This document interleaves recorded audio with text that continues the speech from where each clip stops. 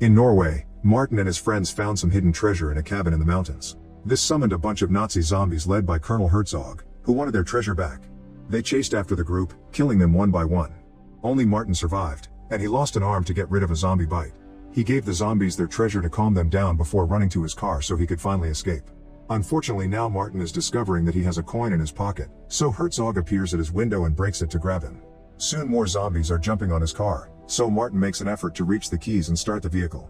After kicking a soldier off and headbutting Herzog, Martin finally takes off with Herzog still holding onto his window. The other zombies fall off and one of them gets his intestines stuck on some broken glass, so the car pulls them out as it leaves. On the road, Herzog keeps trying to kill Martin. At that moment, a truck appears on the other side and runs over Herzog, causing him to lose his arm inside the car. Thinking it's finally over, Martin throws the coin out the window to celebrate his victory. Meanwhile, the truck driver checks on Herzog's body and tries giving him CPR, only for Herzog to bite his tongue off. When the driver pulls back, the other zombies jump on him to kill him while Herzog picks up the coin. He puts it in the treasure box before giving his men orders to hide it. Before leaving, Herzog notices the Talvik fish logo on the truck, which brings back memories. Minutes later, Martin is dozing off while driving and almost loses control of the car, so he turns on the radio hoping it'll keep him awake. However, he only finds a documentary that makes him fall asleep anyway. The car crashes and falls down the hill. Sometime later, Martin wakes up in the hospital with his hands handcuffed to the bed. The police are there to interrogate him, but they don't believe the zombie story and blame him for his friends' deaths. The doctor explains that Martin's arm was found and reattached, but Martin is horrified to discover they've given him Herzog's arm. Martin freaks out as the arm starts moving on its own, breaking the handcuff to push the cop away. Then the hand grabs a scalpel and quickly kills the doctor. A second cop comes in to stop him, but the Nazi hand grabs him by the neck and throws him against the table. Martin keeps apologizing and swearing it wasn't him while security tackles him to the bed and a nurse sedates him. Meanwhile, in a house near the Norwegian mountains, a man is reading the newspaper when suddenly something hits the pages. He looks down and finds his wife's head before Herzog enters the room to smash his head with a hammer. Afterward, a zombie doctor brings Martin's arm and puts it close to Herzog's arm stump so the zombie powers quickly attach it. That night, the zombie army goes to the cemetery where their old teammates were buried. Herzog injects the graves with his power, but nothing happens. The doctor explains these bodies are too old and already became dust, so they need fresh ones. At that moment, a priest comes out of the graveyard chapel and is terrified to see Herzog. He runs back inside but trips and falls, giving Herzog time to catch up to him. As the people on the stained glass begin crying blood, Herzog kills the priest by hitting him with a chalice. Then he touches him to transform him into a zombie too. In the hospital, Martin wakes up after having a vision of the zombies coming to the city. He finds himself restrained to the bed and the sleeping cop outside won't come when Martin calls for help. Suddenly, a boy named Bobby appears in front of the bed. He's taken pictures of Martin's arm because he thinks it's cool and very zombie-like. Bobby's an American tourist, and back in his country he's part of the Zombie Squad, a group that has been training for years waiting for the zombie apocalypse to happen. The boy has sent them the picture and Martin swears there are more zombies for them to see, but he needs to leave the bed first. When Bobby undoes the restraints and Martin can finally stand, the zombie arm throws the boy through the window. A horrified Martin goes outside and confirms the kid is dead, so he tries to do CPR. However, his zombie arm is too strong and he crushes Bobby's chest. At that moment, the cop wakes up and sees Martin holding Bobby's organs, so Martin tries running away. When the officer comes chasing after him, the zombie arm makes Martin stop by holding onto a car. Then it rips off the car's metal logo and throws it at the cop's head to kill him. Seeing a second officer coming, Martin has no choice but to break the car window and steal it to get away. Moments later, Martin hears Bobby's phone ringing in the car and takes the call. It's Daniel from the Zombie Squad, who wants to talk to Bobby. Martin explains that a zombie killed the kid and tells him everything about Herzog's army. Daniel announces his team will travel to Norway, and in the meantime, Martin must find out what the zombies want. After the call is over, Daniel tells his assistants Monica and Blake about their new mission. An argument ensues because the women think it may not be real, not to mention the dangers of traveling to another country without a plan. He finally convinces them by pointing out this is what they've been waiting for their whole lives. The next day at the police station, Chief Gunga is informed of Martin's escape. The higher-ups want all the stations to get extra people and wait for orders, but Gunga complains because he doesn't have the budget for extra people. Meanwhile, the zombie squad arrives in Norway and immediately visits a hardware store to get a bunch of tools they can use as weapons. At the same time, Martin visits a World War II museum, but first he puts on fresh clothes he finds in the car. Before entering the building, he accidentally bumps into a black man and the zombie arm tries to attack him, but Martin stops it just in time. On the newspaper stand, he discovers his face is on the front page. He decides to read the article and learns that the whole country thinks he killed his friends.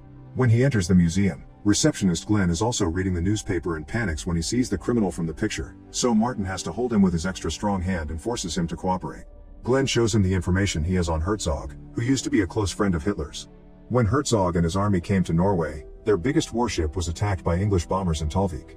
In revenge, Hitler ordered Herzog to wipe out Talvik, but the army never made it there because the locals killed them.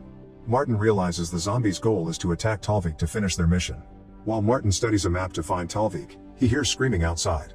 Looking out the window reveals that the zombies are already here killing tourists in a variety of gruesome ways. They use a person's intestines to take fuel from a bus and refill the museum's tank. Once all the tourists are dead, Herzog uses his power to transform them into zombies and recruit them into his army. After Glenn throws up at the sight, Martin forces him to hide with him by pretending to be two statues. The zombies enter the museum and start destroying the displays to steal all the Nazi objects. While Herzog takes the map, a zombie sniffs Martin and Glenn but doesn't discover them. After the army is gone, the duo comes out and discovers a few zombified tourists are still around.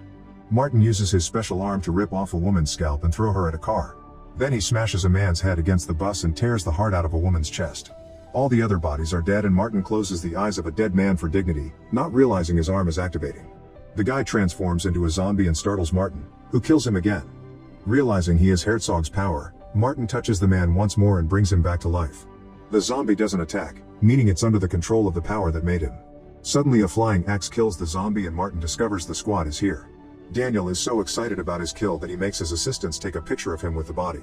While Monica throws up at the sight of actual death, Daniel explains they found Martin by tracking Bobby's phone. Then Martin brings back the same zombie and Daniel says they should use this power to create an army of their own. He's done some research and tells the group about Lieutenant Stavarin of the Soviet Army. He and his soldiers were killed by Herzog during the war and their bodies should be buried around here, waiting for revenge. It's decided that Martin, Daniel, and their new zombie assistant will go looking for the graves to bring the Russian soldiers out as zombies while Glenn, Monica, and Blake must do something to slow Herzog down.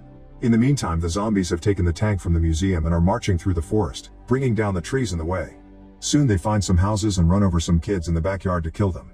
Then the zombies storm into the buildings and begin killing every civilian they can find. A woman is thrown out the window just so Herzog can run over her with the tank. A girl tries to save her wheelchair-bound mother but it's too slow, so she leaves her behind for the zombies to kill. People are impaled on fences or choked with another person's intestines. When two mothers try to run away with their babies, the tank opens fire to kill them. By the time Gunga and his officers arrive at the museum, everyone is gone and there are only bodies left. They don't even have a proper forensics team. Two cops have to look at the clues. Footage from the security camera shows Martin grabbing Glenn, so Gunga assumes Martin is behind all the murders. Meanwhile, Glenn and the girls are watching Herzog's army move and make a plan to slow them down by using the swamps. Glenn goes out and insults them as he throws a rock at a zombie, knocking him down before running away. Herzog immediately sends half his army after him, so Glenn uses his knowledge of the area to take them through the swamps, which makes them run more slowly. Every time a good amount of zombies get stuck in the mud, the girls throw a bomb to blow them up. Some creatures manage to grab Glenn, but he takes off his jacket to escape and runs faster to reunite with the rest of the team. Once he's safe, the girls throw their last bomb and finish killing this half of the army. A furious Herzog makes his men retaliate. They open fire and the trio has to start running while dodging the attacks. After a few explosions, Herzog sees nothing but smoke and assumes the team is dead, so he and his army leave to continue to terrorize towns on their way to Talvik. In the car, the zombie assistant starts puking, so Martin makes him put his head out the window like a dog. By the time night falls, the vehicle gets stuck in the mud. They need something to create traction, so they put the zombie under the car and run over him to finally get it moving again. The zombie dies, but Martin just brings him back to life again regardless of his new injuries. At the police station, Gunga learns that the special forces aren't coming, so he decides he'll take care of Martin with the few officers he has to prove they're heroes. Moments later, Martin's team makes it to the area where the Russian army died. It would take too much time to dig them out one by one, but luckily Martin's arm starts reacting on its own. The zombie assistant grabs his head in pain as the arm punches the ground, sending out its power in a bright wave. Soon the Russian army is coming out of the ground in their new zombified bodies. Lieutenant Stavarin approaches Martin, and to his shock, he calls him master. In the morning, Herzog and his army make it to Talvik, where Daniel and Martin are already waiting. They reveal they've already evacuated the town before Stavarin comes out with all his soldiers, who still aren't enough to outnumber the Germans. Noticing his superior numbers, Herzog sends his men out to fight. The armies collide and a vicious battle begins as zombies keep killing each other. Stavarin is an amazing warrior and nobody can land a hit on him, so he starts making his way toward the tank while bringing down anyone who tries to stop him. At that moment, Gunga arrives with his officers, so Herzog gets off the tank and sends it after them. The cops see the tank coming and try to leave, but they didn't park well and now their cars are blocking each other. Only Gunga and half of the cops manage to get out before the tank runs over their cars to destroy them. On the battlefield, Stavarin and Herzog finally meet and start fighting each other. Stavarin appears to be stronger and throws Herzog against a building, but Herzog dodges his punch before it can finish him. Meanwhile, the Nazi doctor is filling up his fallen soldiers with hay to send them out to fight again.